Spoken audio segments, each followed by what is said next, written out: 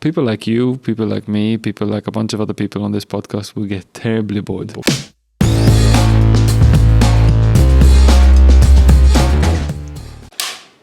Let's go. Zach. Hello. Welcome to the Unbrandme podcast. What is the Unbrandme podcast? It's a bandwagon podcast where we unpack the stories of brand owners, entrepreneurs, disruptors, understand how your life story has impacted the brands that you build and lead. For me, over the last 18 years working at Bandwagon, I've come to one very simple conclusion, that better people make better brands, and better brands make a better world. So I'm really happy to have you here because I really do believe that you're one of those better people. And to me, it's really meaningful to get you over here. You're nearly half my age. Thankfully, not exactly half my age. So that makes me feel a little more comfortable. And I see a lot of your story and the story of FreeHour, which has been truly successful. You know, remind me of the good old days when I started Bandwagon. I started Bandwagon when I was 26. You're 24. And FreeHour has already been around for 5 years. I mean, big kudos to you. Thank you. How do you feel about that? Amazing. First of all, thank you for inviting me. I was really excited when you told me about it because it's been a while. It has been. And when you told me about what we're going to get into, that excited me even more. How does it feel 5 years in? Well, first of all, very grateful for it all. And I really like that it puts me in a position to have conversations like this. And also to have a very exciting day to day. So it's just really exciting to wake up, build something, have ownership of that idea, be creative, which is really important to me, and just see what happens. Over the years, as I've seen you grow your business and I've seen you grow on the brand, it's always been impressive to see that big sort of strong face of excitement, energy, which you just described in reality. And that feeling, I speak to a lot of people who maybe don't ever see themselves as entrepreneurs or don't ever see themselves as starting up their own business. As something but how can somebody do that? How can somebody risk everything? And today, I'd really like to get under the skin and really understand and unpack that. Cool. But before we start that, okay, Zach, you are, as I said, a son, a friend, a tennis player and coach at one point in your life, the entrepreneur, the founder and CEO of FreeHour. But if you had to meet somebody out there who maybe doesn't know anything about FreeHour, who do you say Zach is? So it's, first of all, a question that I've been trying to unpack more in the last 2 years. So being that I started FreeHour at 17, 18, my identity has very much been built through FreeHour. And so a question that I tried to ask 2 years ago is if FreeHour doesn't exist, who is Zach? What I can tell you is I'm a very friendly person. I'm a very competitive person. I love sports. I love competing in business. And more than that, I also think that I like to take risks. I like to lead. I like you mentioned before, to be an individual player. And growing a company has been a really interesting experience of learning to work with people. So it's a combination of all these things, but I'm still trying to figure that one out. Okay, so let's try and help you by the end of this, exactly. The next 45 minutes. Let's not make it therapy. Yeah, no, it's definitely not therapy, and please do not come to me for therapy. Okay, but even though mental health and mental fitness is something that I'd like to tap into, because I know that you speak very openly about it, yes. and you've also been a true promoter of the importance of people to stay true to their actual health, and I think that's such an important thing. I think people from your generation think very differently than people from older generations. I'm not going to put myself into that category yet. But so who was Zach before the fame? I mean, 18 years old when you started FreeHour. I mean, that's nearly ridiculous. But let's, how did you get to that point in time? Like, so you were still at university? I mean, tell people a bit about the story. I went to San Antonio School. I then went to junior college. Throughout all this, I hated school. Always. Since the very beginning. Since the very beginning. If you ask my mom, she'll tell you that every day was a struggle and I'd try to come up with every excuse not to go. Any of the best excuses you want to share? No, the weather used to be a classic one. It's raining, we can't go.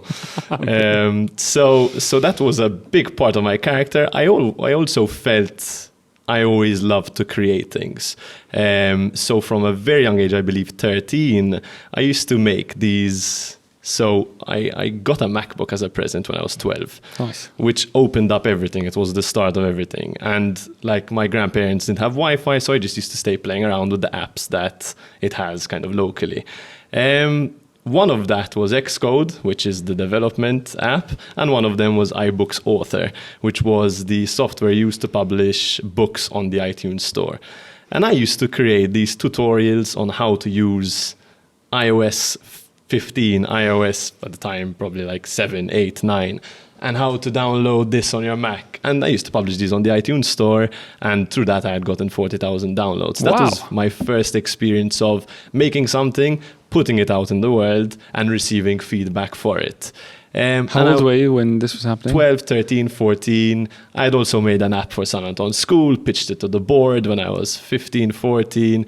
So I was always into Apple, which led me to create within that ecosystem. And the motivation was always, I can't go down the classic route. I've always had something in me which just didn't want, you're going to go to uni, you're going to graduate. Like I used to tell my mom, no, I'm going to do this. I don't care. And it's like the first opportunity I had was I got my A-levels. I had this app idea, which is FreeHour, the shared timetable idea. So I was a student at junior college experiencing a problem, which is like, I bet we all have different timetables. It'd be really cool if there's one app which kind of shows us when we're free. And through some convincing, when I pitched that idea, I still remember I have the first drawing of it. I spoke to my parents and said, this is it. Like, this is the one that's going to get me out of this system kind of thing. And I can go into the story of that, how we crowdfunded. I just used to knock on. So the first phase was we went to a developer, got a quote. It was like 20,000. I'm like, I don't have 20,000. Boiled it down to the MVP, which was basic timetable app with shared timetable in it. That was like 7,000. And I said, okay, I need to crowdfund this money from friends and family. I came up with this paper which said, if you give me €50, I'll pay you back in 2 years with 2% interest, and went to every single person I know. I still remember walking around uni, handing these papers out, my aunt, my grandparents, my mom's friends. I used to pitch on a TV in a living room to all my mom's friends. And slowly, we got this 6,000, 7,000 euros. So that was phase. So you were pitching at the age of 16 now, we're talking? Yes. 16, 17, like something like that. Couldn't drive, but you could pitch. Exactly. I know people in their 70s who haven't yet made it to learn how to pitch. I don't know how good it was, but I really believed in it. You got the cash, either through pity or through convincing. Exactly. It's always been something I think I'm good at, communicating, so it felt like it came natural, and that was maybe the starting practice of it all. And that was the start. We launched 5, 6, 7 months later. What had made me launch was I saw a Love in Malta article written by Chucky, saying 6 apps you wish existed in Malta. And the first one was this bloody shared timetable idea. And I'm like, I'm fucked, if I may. You may. Someone's going to do it. So 3 months from that article we launched. I just had to rush, and that was a really good fire under my ass to just go. Did you ever speak to Chucky about that moment? Yes, a lot. In fact, I've told him about it. And I forgot that, Isra. You really brought that memory back. There you go. And then we launched. It was March 2017. Soft launch, very like just put the app out there and see what happens. And within day one, 700 downloads. I remember walking around university, everyone's using it. We were going around handing flyers out. And a year passed, and 6 months passed, and a year passed, and 2 years passed. And very quickly, everyone started using it. I think our marketing was good for the time. What marketing did you do? I mean, this is a marketing It was still podcast. Facebook at the time. Still Facebook. So we created a really good video. We made some posts. We put my face to it a bit. At the time? At the time. So this was me. So I'm used to saying. So Zach, me, myself, and I. My friends, potentially, who used to just engage in conversation with me. Because otherwise there was no choice of conversing with anyone. My parents were also a big part of these conversations. So they were always helpful, and although they don't have a background in this stuff, they can give value. Lovin had picked it up. I believe, I'm not sure who was around at the time, Malta Today had picked it up, and a few other things. And then I went on a whole PR run. So I recognized very early that, okay, I'm really young. There's underpriced attention to be gained here. if I ask for interviews, people say yes. So I had done in my like 100 on You this. totally took advantage of that puppy boy feel. Exactly. So I used to go on stage a lot and do a lot of talks at these student things. And to this day, this freshers, people come up to me. I was in that talk of junior college. I was in that talk you did at Valletta. Like, so I really understood that I need to get as much free attention as possible, and the way to do that is use my story. And that has been a fundamental part of FreeHour to this day. And it's something I want to bring back a bit more next year. In fact, I received a message saying like, used to talk and show the behind the scenes more, like bring that back. That's what we love. So I want to bring that back because now people who maybe were younger at the time don't remember that story of how I started it. And then 5 years passed. And now you're here. And now we're here.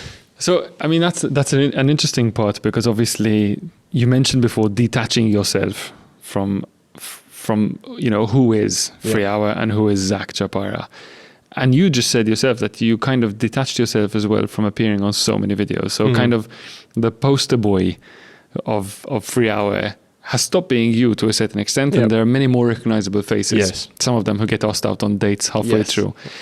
What's interesting to me as a father of 3 kids is that none of my kids are yet at a university age or a sixth form age, so they have absolutely no value in the FreeHour app.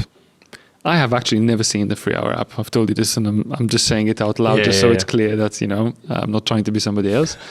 But I've been following FreeHour on Instagram for a while. I've always been engaged by the content, which is totally over my head in terms of age group, but I've always been really intrigued from a media standpoint. To me, FreeHour is nearly bigger as a media outlet than as an app to every generation outside. And I think you've leveraged that quite well. Talk a bit about that transition, because obviously, I mean, my kids are big followers of FreeHour's media pages. And that's really interesting. I love this part. So I think I preferred the journey of running the media company than the app company in the beginning of years. And I think that was just a development of me personally. I loved app stuff a lot. I used to like stay finding bugs in iOS and writing them down, like a real nerd about this stuff. Like I just loved that ecosystem of things. But 2019 hit and COVID hit. And we had already been on Instagram and playing around, but not in any serious way. And I was given time. And I was given time to say, okay, like, where else can this go? And it was in the time I mentioned before, I was listening to Gary Vee a lot, and his whole thing is media house, whatever you are. And I just always wanted to try it, and I felt I could be good at it. And so I started posting myself. I started doing the COVID updates, which was the first thing that put us on the map. Okay. So I'm like, we should post this every day. Let me come up with a cool format, use really funny photos every day, make it engaging. And that is where it started. So maybe at that point we're at 10,000 followers just through the app, but the media side started from there. And it gave us so much opportunities for content creation. All the updates, all the things that were happening, it was like really interesting at that time. Then my friend Jamie, who's now my second guy, head of content, content, lost his job from Marriott because of COVID. He was at my flat. I'm like, you want to like start doing articles? We used to do articles on Facebook at the beginning. He's like, sure. Well, let's start. And we started posting more and more, 10, 15, 20 times a day. And very, very quickly, we just followed the momentum. And it was clear that there was 2 things were happening. One, there were many media houses which were moving too political, which left an unaddressed gap for students and youths. 2, no one played on Instagram yet. And we really pioneered that. So how do we translate content which is usually long form, Facebook based, to a platform which has no news, no media? And it was really obvious after that. We came up with formats, which I love. Like I love doing that stuff. I really think we're good at the way we present information and how to make it stand out, how to make it short, concise, but still educational, informative. And it was just an experiment, a constant to this day, just a day-to-day experiment, every post experimenting with how do we get information across. that was first content writer, second, and now we're 10 people in the content team, full time, nearly 9. And now it's based on written, it's based on script writing, it's based on video, because then the same thing happened with TikTok. So I'm like, okay, by the end of this year, I need 50% of content to be video-based. Boom, bit of a shift there. And it's always recognizing where attention is shifting and how we can be quick to adapt to that. It's one of my favorites. In fact, like if I see what's your favorite, how to adapt, is that your just the whole game of how these platforms evolve is really, really fun. I think what's really interesting is the fact that today, besides obviously the media outlet that you've created, so you're an app brand, you're a media brand, but there's also a lot of insight that you're deriving that's driving out of everything that you're doing. I know we were working together on that project, which was called Future Hour. Was it 2 years ago now? It was last year. Was it last year? Wow. This time last year. I think so much has happened since last year. Trust me, same. Well, this time last year. And I remember, going through the numbers, going through the data that you had, and just always being sort of, maybe I wasn't actually shocked, but I know that a lot of data shocked a lot of other people in the data that you're collecting about Gen Z, and how that has an impact on how they want to be employed. Do they want to remain living in this country? Do they want to move out? The jobs that they want to try and get. Without jumping into the specific facts, like what data really strikes you as really interesting? And moreover than that, what are the conclusions that you have which are surprising, how little boomers and millennials know about the Gen Z generation? Good question. So, like you said, we did this survey, which was called the State of Youth in Malta, and we collected 4,000 respondents. And the idea of it was to try get a bit of a full picture of what Gen Z thinks. So it's 16 to 24-year-olds, about transport, about education, and a bunch of different areas. The education part is the side that's really struck us, and how 74% of students think there's lack of financial literacy, how 65%, I believe, want more curriculum about entrepreneurship. And that was interesting, first of all, because we know the educational system isn't perfect, not just in Malta, worldwide. In fact, we did a real fun social experiment after that, which was to get 50 students to do their old O-level pass papers to see how many remember and how many pass. And the average was 40%. 40% passed? No, 40% average mark. What? So most people, especially after 5 years, don't remember anything. Well, I mean, I don't know why I'm surprised, to be honest with you. Exactly, no, it's obvious, and that really exposes the parroting techniques that we're using. So that's just interesting on a national point of view and international point of view. But what it gave us is the realization of an opportunity to fill that gap ourselves. So since then, we've really tried to shift the platform much more into an educational one, while still being really fun and daring and just exciting. We don't want to be like a private tuition page, far from it. Of course. But we can use the knowledge we have on how to deliver information in a appealing way to educate. So we did a series called Shit School Didn't Teach You, teaching VAT and then NI and how to do an invoice and these things, which I really wish I knew and still don't to many degrees at that age. And it's really fun, and it adds more purpose to us and to me to be doing something that is impacting people really positively. Zach, I've seen... So we've already talked about the 3 stages of the FreeHour brand. Okay, so we're talking about FreeHour the app, FreeHour the media, FreeHour the data collection point. As a media outlet, obviously you collect associations, affiliations, and advertising, and you've also created a really huge dynamic from a live perspective, in your events that you organize on campus, and we'll get into those details at a later stage. What do you believe are the grounding principles of the FreeHour brand, and how closely are those aligned with who you are as a person? I think from a platform perspective, relatability is a huge one. And that's why I'm maybe no longer the face of FreeHour, because we needed younger people, we needed people who are better than me on camera and who can really relate to someone who's 15 or someone who's 20.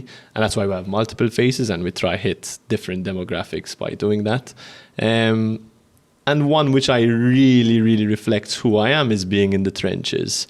And that's something I really, really like. So reading every comment, liking comments, replying. I have someone who's half his job is to reply to messages on Instagram. Not one message gets left unread. So that also goes in line with giving value and making sure that we are the ones who get remembered because of that. It's more depth than width, necessarily. I remember, and I got this from, I was at JC, and New York's Best liked my comment. And I remember. Okay. Because that brand was one that I liked, and they touched me in some way. They showed me, how cool, look. So that really gave me an insight to, it's not about more followers. In fact, when we hit 30,000 followers, I told the whole company, no more followers. Let's not grow more. You're on 56,000 followers. 56, yes. But 56.6. It's really interesting that focusing more on your current audience is what gets you more followers. Yeah. Because we're giving more value, we're closer. And that's something which has really been tough as the business grows and there's more commercialization of it. It's really tough to remain that community which is innocent in that way. Not innocent, but which is new and young, because it's a business. It always was, right? It always was? It always was. It always was. Not just, operationally it always was. I always had to pay my people. So we always had to make money. It's just maybe at a higher scale. So that's just a tough thing to play, especially when the overheads continue to increase, we have bigger ambitions, and the business needs to grow. And so we've really been trying to figure out ways to never dilute the platform, still have that homegrown energy, still keep it young, still keep it fresh, but that's the next challenge. And I think we're doing okay at reinventing what FreeHour is, slowly. Zach, I'm going to tap into your personal experience and what you've learned along the way and how that has impacted your life. Okay. And I think that's a very interesting, it's the whole point of the Unbrandme podcast is who are the founders, who are the leaders, what's behind the story, and how closely related are they to the brands that they build. You're clearly not in the younger generation anymore, okay? So you are younger than me, but you're 24 now. So you're on your way out from that point. Yeah. So at some point, there needs to be some sort of level of detachment about Zach, the FreeHour kid, who could get away with getting interviews just because he was young and cute and an entrepreneur. I'm not saying that you're not cute anymore, but you're not my type anyway. But the whole point is, how do we build on that? And at some point, realizing that you've got an expiry date. But that doesn't mean that you're expired. What I'm trying to say is so what's next? And who's Zach? And how has life changed you? And obviously taught you so many lessons that you can now share. Now, I'm not saying that obviously I'm not in any way hinting that you should step out of FreeHour. I think you do a phenomenal job and you should keep on doing it. But obviously, you've learned so much along the way that you can give so much more. And obviously, there's always space for other people to come into your... So who is Zach now? And who is that person behind the scenes?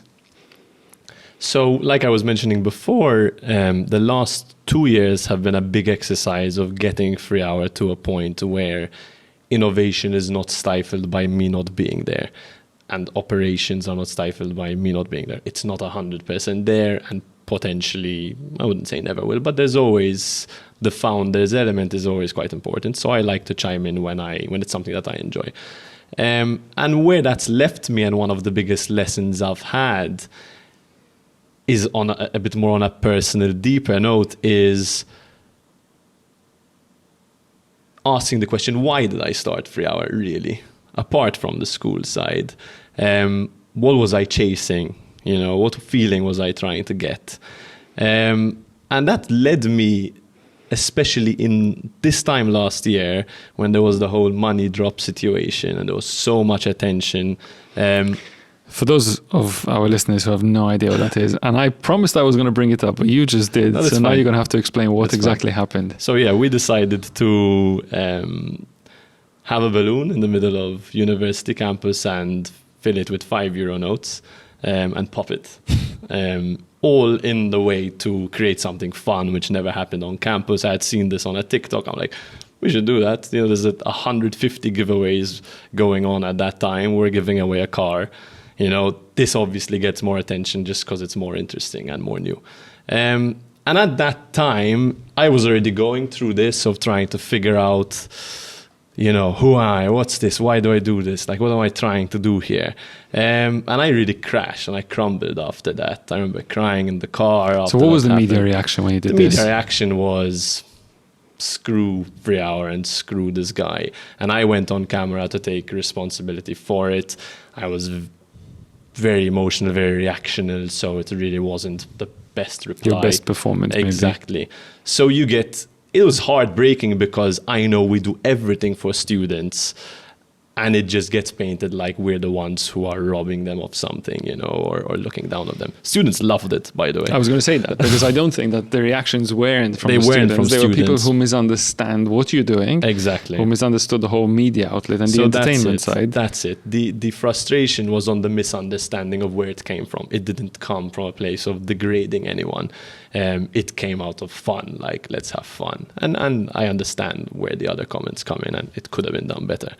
But let me challenge this a bit, Zach, because you're talking about a moment which some entrepreneurs out there have been through. Most entrepreneurs will, okay? Where you were the poster boy, where you were loved by everybody, and then all of a sudden there was a complete change in reaction. Totally not from your audience, but from the general public or the media outlets that decided that this is the perfect person to attack. And it's great, because it's the hero story and everybody loves to hate a hero at some point. So let's talk a bit about that and how that made you feel. And also, quite frankly, you're here standing in front of me, your business is doing really, really well. How did you overcome that challenge? I think, so how did it make me feel? Like I said, it was very confusing at the time and frustrating. And I really believed we really hustle, we were just doing something fun.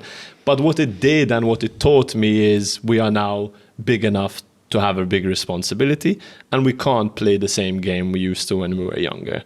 Before it was like, do it, meshy, go, anything for growth. When you have 50,000 followers, that mindset needs to shift a bit, and responsibility of having that audience needs to become more conscious in the company and in the culture.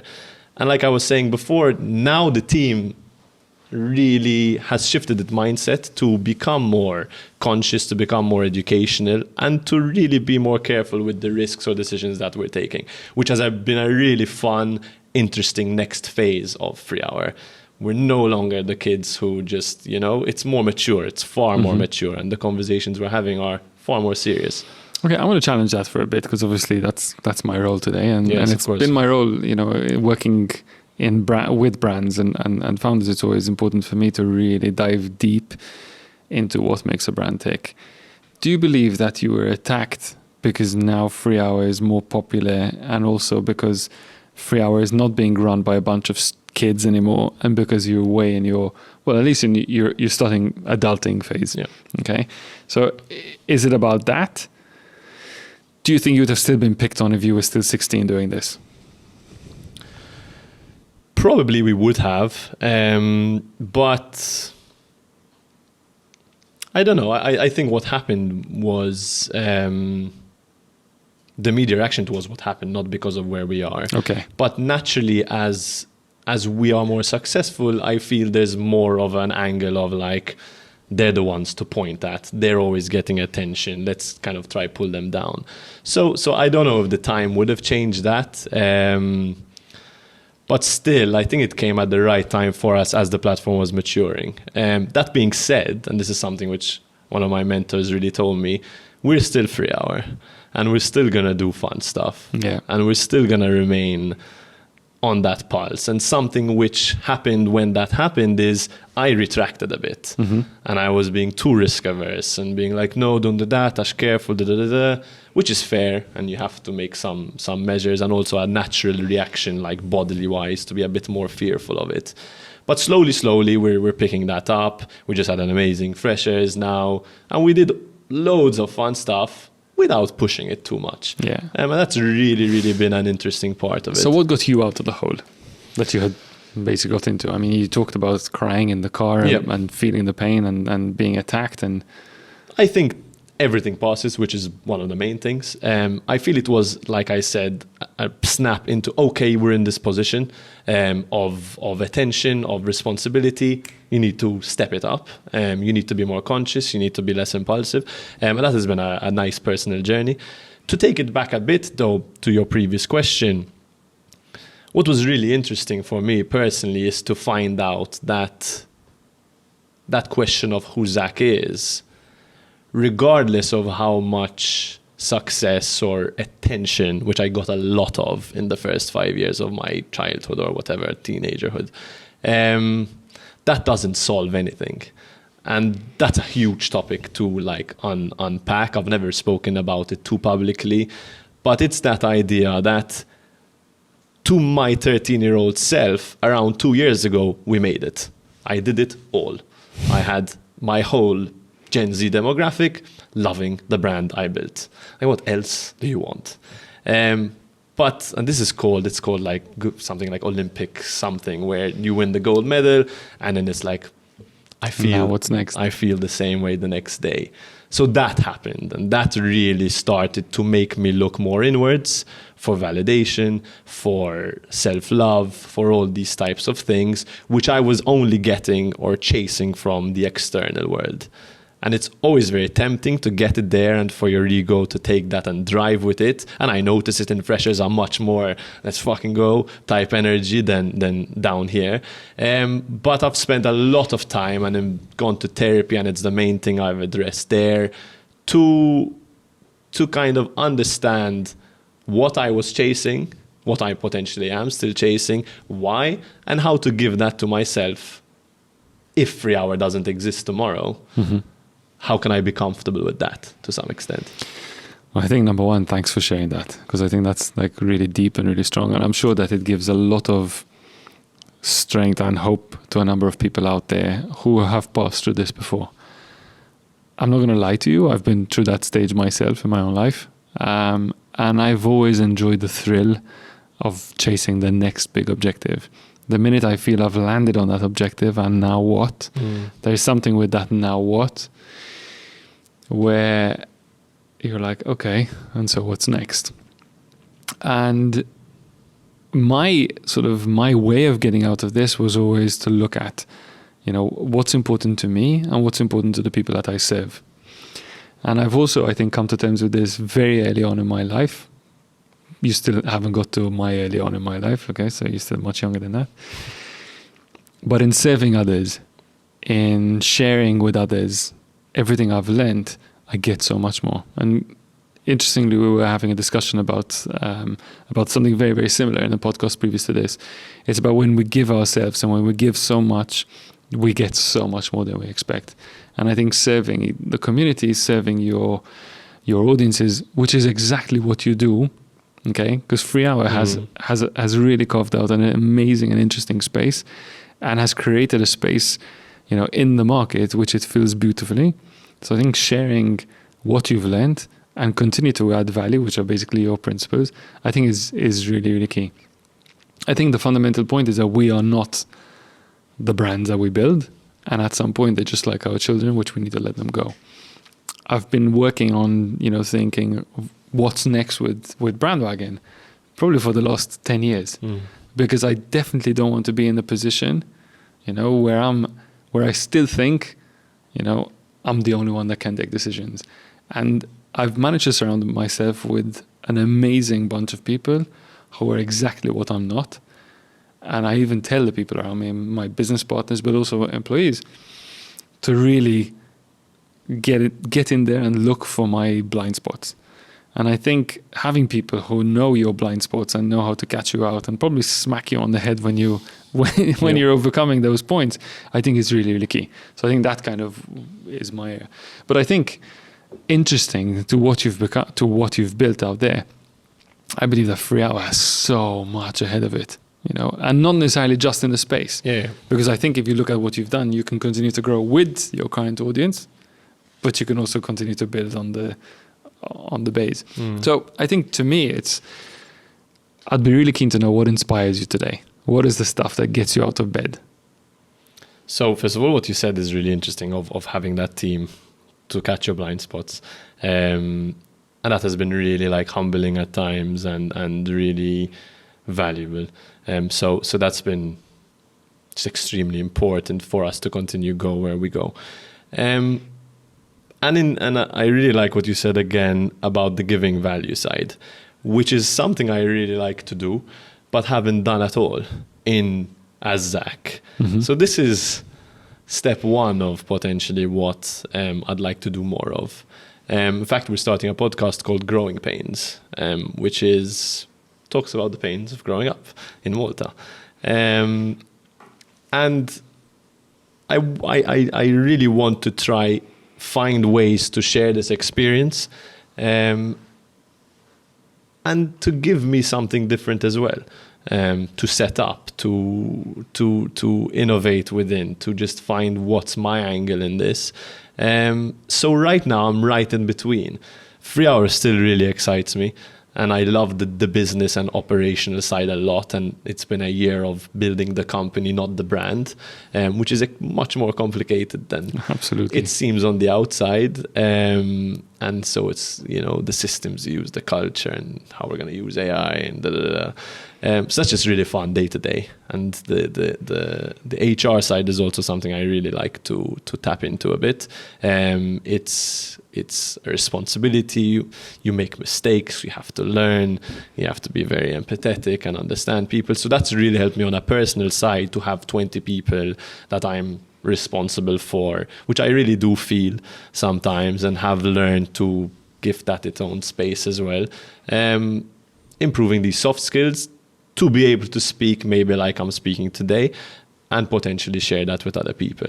So I don't know. And there isn't something tangible, which is, okay, next year I'm launching this and this should do this. I'm right in between to give myself enough space to try find that. And not to be too head down, but also not let go of something I love. Just to save you a few headaches, I don't think that we ever get to the point where we know exactly what's next. Yeah. And I think that's the exciting thing about it. So I really believe that not knowing what's around the corner should excite us. Because if we could depend on every single thing, if everything goes according to plan, people like you, people like me, people like a bunch of other people on this podcast will get terribly bored. Yeah. Okay, and we probably wouldn't be doing this.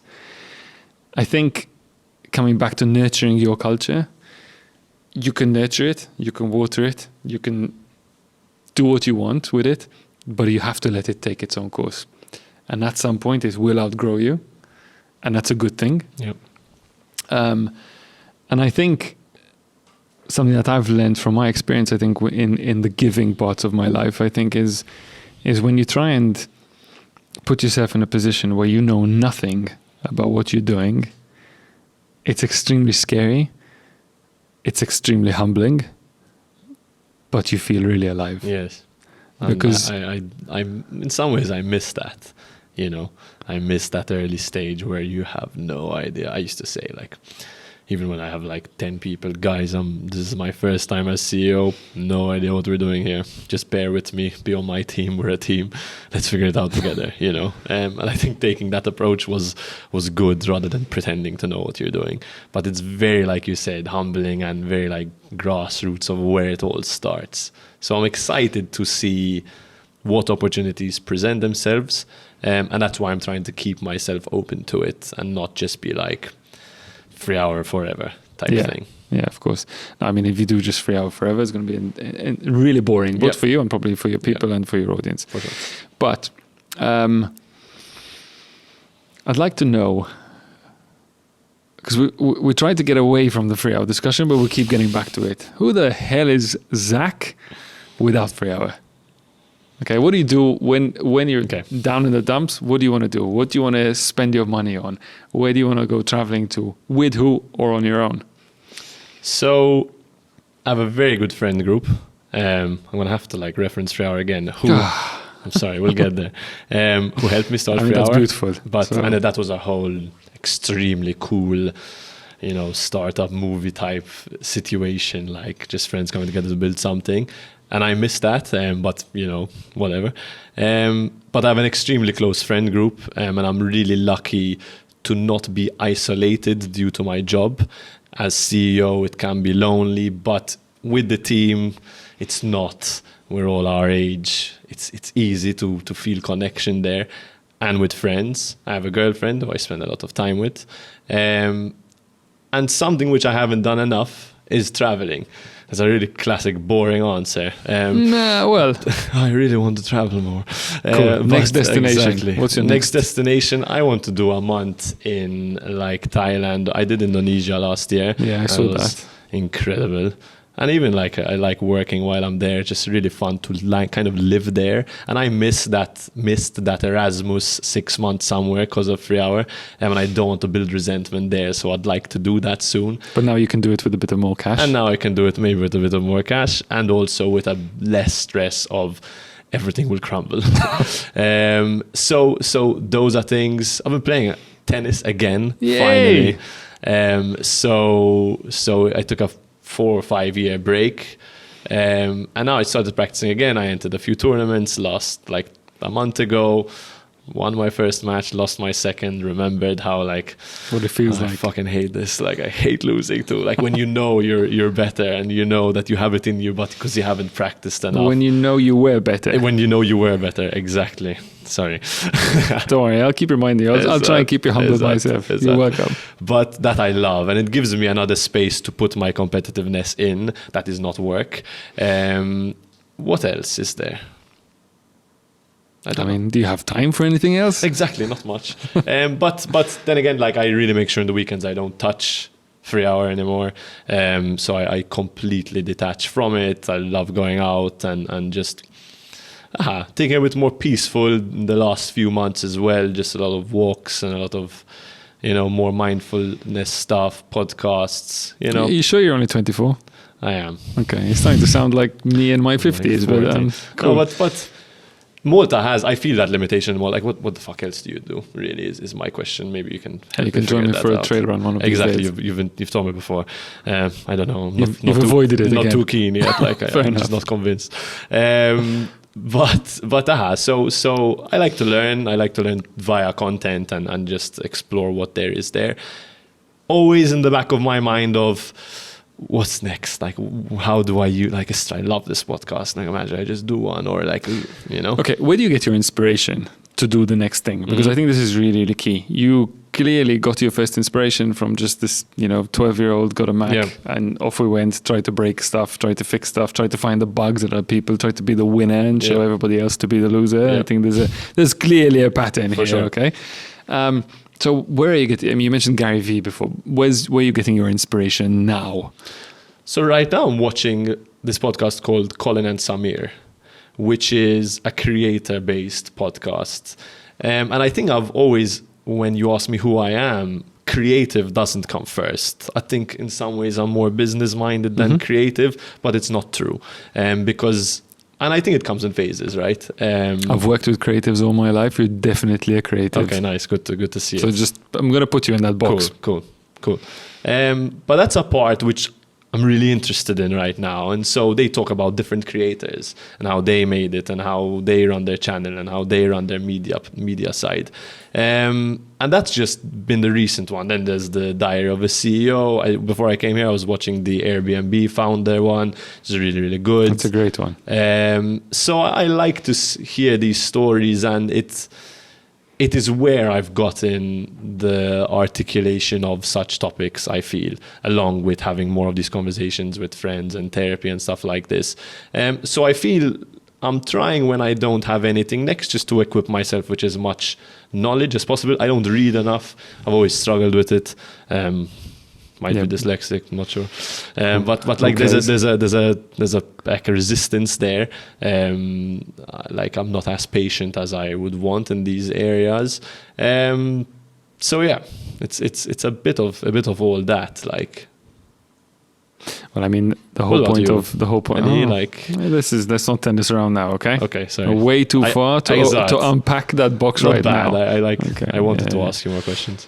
A lot of the same stuff. I do my best to keep inspired and keep learning from everything around me. One, my kids, because they can really ground me. Really I cool. love just having a snoop on what they're watching on Instagram, on TikTok. Cool. Not because I want to see what's wrong stuff they're doing, and they're really good kids, to be fair. But I just want to really interesting, catch on to the trends and view it from a very scientific perspective. Same. I love watching people scroll. I find it really interesting. What stops them? I love watching how people interact with brands. I follow the direction of music. I follow the direction of fashion. Clearly, I don't stick to anything I see, because you're always going to see me in a black t-shirt or jeans.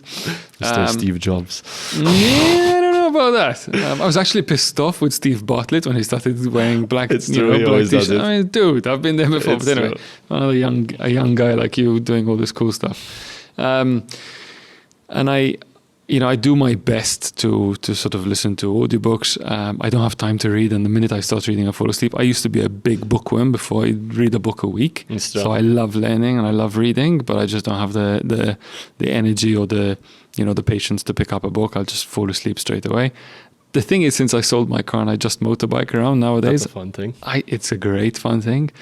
I really find my space to really just tune in or really and truly tune out. When you're on the bike, you can't look at anything else except the road, and everything else is happening around you. And I think it's great because I really zone myself into that moment and really find flow and be present. But I don't have the time to catch up with friends on phone calls, when I used to get stuck in traffic to listen to audiobooks. So there's quite an opportunity cost around that. I think what I've learned is to surround myself with people I really like and people who are better than me. So both at the office, but also the community of friends I have. And I try and hang out with friends who have nothing to do with my business, who all don't care about what we achieve in our business lives as opposed to how we're feeling on our personal lives. Mental fitness is something which is really important to me. I've seen a lot of ups and downs with friends of mine. And I really want to be able to be there for them. I've also been through my own fair share of mental health issues, and I think it's so important that people speak about them and that we share. And just keeping this community, I think, is so important. I just love hanging out with my family as well. So they're starting to get to the point where they don't want to hang out. Doing nothing is always fun, and it's just taking a swim. I mean, this summer I really went on walks and found new caves, and I like exploring. I know it sounds like I'm nearly disappointed. No, I know. I mean, there's other things. Cool. We won't get into that at this point in time. Okay, so we're nearly at the end of this. Number one, thank you for sharing. You've been extremely open, and I really appreciate that. There's two things I want to ask you before we leave. One, you're speaking to 15-year-old Zak Ciappara or 12-year-old Zak Ciappara, and the cohort of 12-year-old Zak Ciappara types out there. What would be, your advice to them at this point in time in their lives? The really classic one, which I'm not going to say, is like, just go for it. But that's too boring. I think it's trying to find that small thing which creates a spark, and that you'll do till 4 a.m. without any validation or recognition from. What's the thing that's going to keep you up? And what's the thing that's going to make you want to not do school for? And give you that push of okay, this is it. It might not be defined as this business, but what's the thing? What's the skill? What's the action that makes you so present that you forget everything around you? And it's hard to find that. And I think there are two ways. One, trying things out. Two, trying to solve a problem. And that is something that I used to try to do a lot, walking around. How inconvenient that is. I can't do anything about that. And just kind of having that mindset. And also something I've learned more this year, and looking back at the money drop situation, is don't take life too seriously as well. Cool that happened now, I guess. Really cool story to say. We wouldn't have had this podcast probably. Exactly. So It's So find the thing that you can obsess with because you exactly love so obsessed much, with is the word. and that is really worth staying up all night for because you're not even realizing that you're still up because of that point, and chase it. And chase it. I And think see that's where that fantastic. see where that goes. The soundtrack of your life. Oh. If you had to pick a song right now, what would it be? You know, I knew you were going to ask something like this. So boring. Becoming predictable. Eh? Not useful. Right now, I'm listening to Drake's new album, if that has any value. Well, I was going to ask you who's Drake. Now I do know who At Drake least. is. Yes. Okay, cool. That's it. So Thank you whatever's very playing much. right now. Yes, whatever's playing right now. Currently, I was into house a lot in summer. Now I'm back into rap. So we'll just pick whatever's trending at that point in time. We will make a not movie. what's trending, whatever I feel like. Okay, cool. Zach, you've been fantastic. It's been really insightful to me. I've learned a real lot from this, and I really appreciate you sharing your time with us. Thank you very much for having me. Thank you, sir. Really fun. Cool. Prosit. Grazie. Merci.